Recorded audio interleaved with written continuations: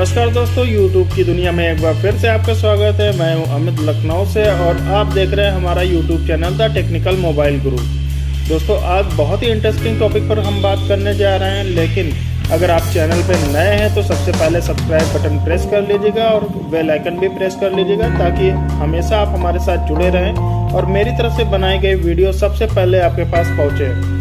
ज़्यादा time waste ना करते हुए फटाफट इस वीडियो को शुरू करते हैं। दोस्तों, कई बार आपके साथ ऐसा हुआ होगा कि आपके फ्रेंड्स सर्कल में कई आपके दोस्त होते हैं जो आपसे मजाक में आपका हैंडसेट कई बार छिपा के रख देते हैं, या कई बार ऐसा होता है कि आप खुद ही अपना हैंडसेट किसी ऐसी जगह रख देते हैं जहां आपके सामने, आपकी नज़रों के सामने नहीं रहता है और आप रख के भूल जाते हैं। लेकिन जब उसकी ज़रूरत पड़ती है तो आप ढूंढने में समय भी बर्बाद करते हैं और काफ़ी ज़्यादा परेशान भी हो जाते हैं। ये तो हुई नॉर्मल सी बात, और सबसे अहम बात होती है बाई चांस आपका हैंडसेट किसी ने चोरी कर लिया है तो उस कंडीशन में, इन तीनों ही कंडीशन में आप अपना हैंडसेट कैसे प्राप्त कर सकते हैं, आइए बताते हैं इस बेहतर सेटिंग में। दोस्तों, इस सेटिंग्स को एक्सेस करने के लिए एक सबसे ज़्यादा ज़रूरी जानकारी ये होती है कि अगर आपको अपना खोया हुआ हैंडसेट दोबारा से प्राप्त करना है तो सबसे पहले आपको वही जीमेल आईडी अपने दूसरे डिवाइस,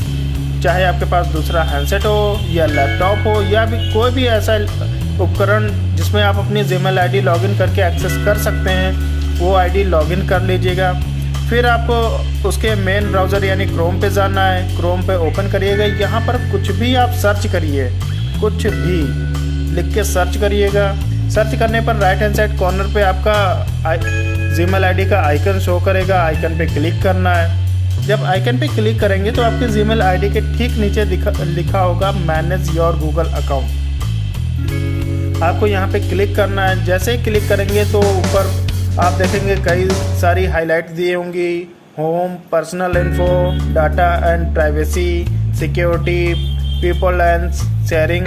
तो इन सभी में आपको जो क्लिक करना है वो सिक्योरिटी पे क्लिक करना है।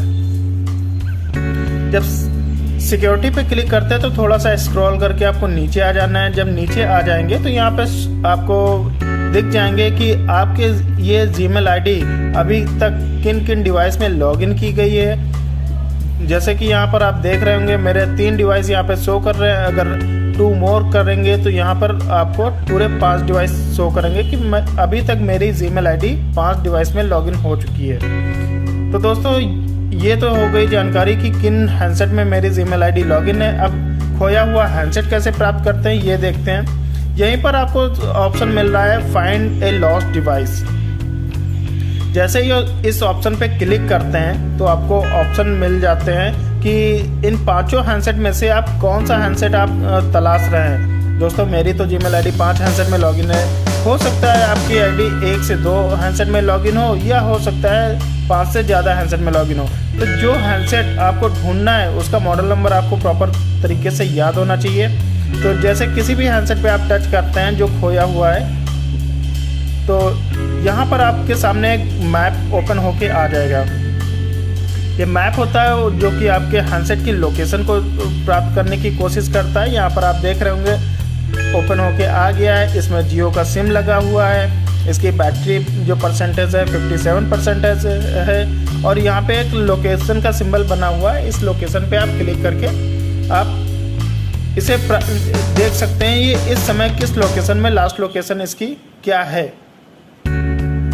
इसी में नीचे ऑप्शन होता है प्ले साउंड का, सिक्योर डिवाइस का, इरेज डिवाइस का। इन तीनों में से किसी का भी ऑप्शन आप ट्राई कर सकते हैं। इसको मैं एक लाइव एग्जांपल या लाइव वीडियो के थ्रू मैं आपको दिखा दे रहा हूँ। दोस्तों, यहाँ पर आप देखेंगे मेरे पास ये 2 हैंडसेट हैं, ठीक है। तो यहाँ पर से मैं शुरू कर लेता हूँ। सबसे पहले मैंने इन दोनों हैंडसेट में आप देख सकते हैं ये सेम जीमेल आईडी लॉगिन कर रखी है।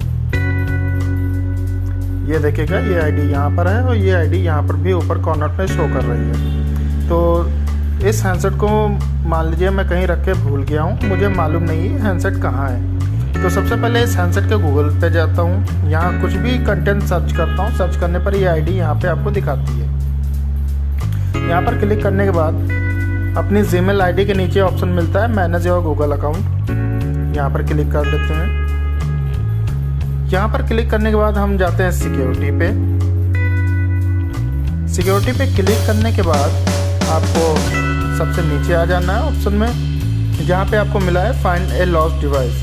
फाइंड ए लॉस्ट डिवाइस पे क्लिक करते हैं। तो हमें कौन सा हैंडसेट ढूंढना था? हमें ओप्पो का हैंडसेट ढूंढना था, जो कि मैं रख के भूल गया हूँ, जो मुझे मालूम नहीं कहाँ है। ठीक है, तो ओप्पो के ये हैंडसेट है, अभी लॉगिन था, इसको मैं क्लिक करता हूँ।